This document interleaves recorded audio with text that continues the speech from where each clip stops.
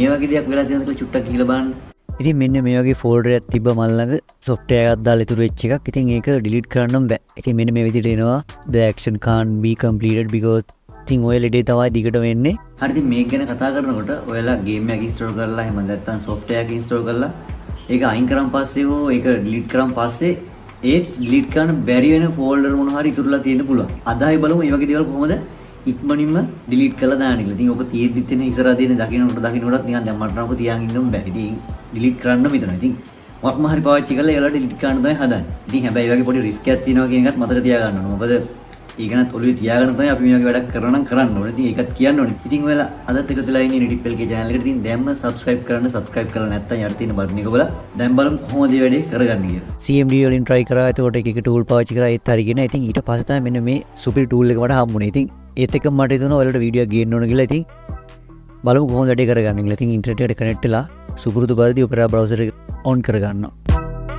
එසෙල්ලා type කරගන්න ඕන Lockhunter කියලා. ඉතින් කියද්දිම ඔන්න ආව එකත් ක්ලික් කරගමු. ඊට පස්සේ ඔයාලට බලා ගන්න පුළුවන් ඒලගේ official website එක වෙන විදිහට තියෙනවා. ඉතින් ඒක ක්ලික් කරලා ඇතුළට යමු. ඇතුළේ තියෙන ලොකු දේවල් ටිකක් නෑ. ඒලා key features තියෙනවා. එතකොට මේකේ තියෙන විස්තර ටික තියෙනවා. ඊට යුට්ටක් යටට යනකොට ඔයාලට බලා ගන්න පුළුවන් download now කියලා ඉවරලා කොළ පාට බටන් එකක් තියෙනවා. MB 3.2ක් වගේ තියෙන්නේ. ඉතින් මේක වලට ක්ලික් කරලා ලේසියෙන්ම download කරගන්න පුළුවන්. ඉතින් මම ළඟ එක තියෙන ඉඳලා ඒක දැන් download කරන්න යන්නේ නෑ. මම දැන් මෙතනින් close වෙලා පෙන්නන්නම් කොහොමද මේක install කරගෙන සහ එතනින් එහාට වැඩ ටික කරගන්න කියලා. ඉතින් මෙන්න මේ වගේ තමයි අපිට software එක download කරන් පස්සේ ඒකේ setup file එක බලා ගන්න පුළුවන් උනේ. ඉතින් මම ඔයාලට පෙන්නන්නම් ඒකේ size එක අර තිබ්බා වගේම MB 3.2ක් තමයි තියෙන්නේ. ඉතින් පට්ටම් පොඩි සිද්දක් වගේනේ. ඉතින් ලොකු දේවල් ටිකක් නෑ. browse කරලා ඔයාලා එතන ඕන නම් වෙනස් කරන්න නැත්නම් එහෙම මොකද next දෙන්න. මෙන්න මේ විදිහට පටස් ගාලා install වෙනවා. install කරලා finish කරගත්තාන් පස්සේ ඔයාලට ඉස්සරහට නම් icon එකක් එන්නේ නෑ desktop එකේ.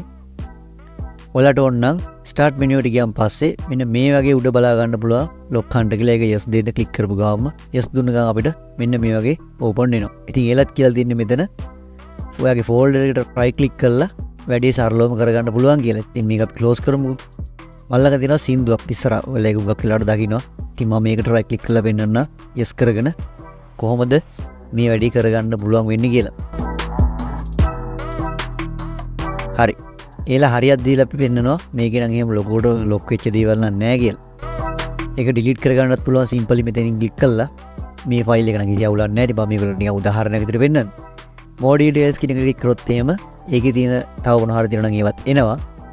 other කියලා එකක් තියෙනවා. ඒක දුන්නන් පස්සේ අපිට පුළුවන් ඊළඟ restart එකේ delete කරනවද? එහෙමත් නැත්නම් unlock and rename ද?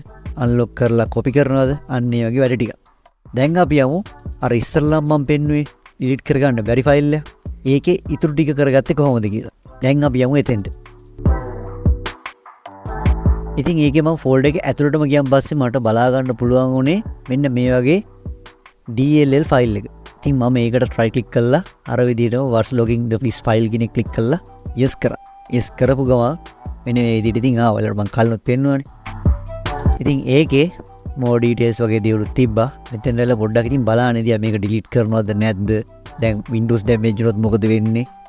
මොකක් හරි ප්‍රශ්නයක් වෙයිද? ඕන මගුලක් කියලා delete කියන එක එවුවා. දන්නවනේ පොඩ්ඩක් risk එකක් තියාගෙන ඕන වැඩක් කරනවා කියලා. ඉතින් මම ඉතින් ඒ නිසා පඬිත් වගේ එවුවා delete it කියන එක. ටිකක් වෙලා බලාගෙනත් ඉඳියා. close කරන්නත් හදලා මේක තියාගෙන ඉන්න බෑ. ඉතින් ඒ නිසා මම ටක් ගාලා ඕන එකක් වෙච්ච එක කියලා එවුවා. ඔබපු ගමන් ආවා මේකෙන් ඔයාගේ ඕපන් කරලා තියෙන ප්‍රෝග්‍රෑම් අනම්මනම් ෆයිල්ස් ඔක්කොම ඩිස්ප්ලේ වෙලා තියෙනවා අයින් වෙනවා. ඒතකොට මේ කරන වැඩේ දන්නවද? ඒකේ ෂුවර්ද කියලා අහනවා. ඉතින් ඕනම ඔයගොල්ලෝ කියලා දුන්නා yes. දුන්න ගමන්ම ෆයිල් ටික අර කීවත් වගේ ඕපන් කරලා තිබ්බ ඔක්කොම නැතිලා ගියා. ඔයා බලලා ඉන්නකො නිකන් වෙනදේ. මම මේ වීඩියෝ එක ස්ලෝ කරලා තියෙන්නේ පොඩ්ඩක්. අන්න ඔය විදිහට ඔක්කොම ඕපන් කරලා දිනව නැති වුණා. හැබැයි ස්ක්‍රීන් රෙකෝඩ් එක නැති වුණේ නැහැ. ඊට පස්සේ මම ගියා ෆෝල්ඩර් එක තිබ්බේ නැහැ ඇතුලේ. ඊට පස්සේ මම එළියෙන් නිකන් ඩිලීට් කරන්න බැලුවා. අයියෝ එක ඩිලීට් එකයි දුන්නේ. බූම් ෆෝල්ඩර් එක නිකම්ම ඩිලීට් වුණා. ඉතින් ඔයාලා දකින්නදී කොහොමද මේ වැඩේ ලේසියෙන්ම කරගත්තේ කියලා ඉතින් අර මම පෙන්නපු ටූල් එකත් එක්ක. ඉතින් මම කලින් කියා වගේම මේක කරන්න කලින් පොඩි දෙයක් හිතලා කරන්නත් ඕන පොඩි රිස්ක් එකකුත් තියෙනවා. ඉතින් ඒකත් මතක තියාගන්න අනිවාර්යෙන් මේකට අත ගන්න. ඉතින් මම හිතනවා ඔයාලට මේ වීඩියෝ එකෙන් ගොඩක් දේවල් දැනගන්න ඇති කියලා. ඉතින් ඒක ඇත්තටම ගොඩක් ලේසි. channel එක subscribe කරලා නැත්නම් ඒකට set වෙන්න game play videos වගේ දේවල් මේකේ තියෙනවා. ඒකට computer hardware වගේ දේවලුත් තියෙනවා. ඉතින් දැන්ම subscribe කරලා channel එකට set වෙන්න. අපි අලුත් වීඩියෝ එකකින් set වෙමු.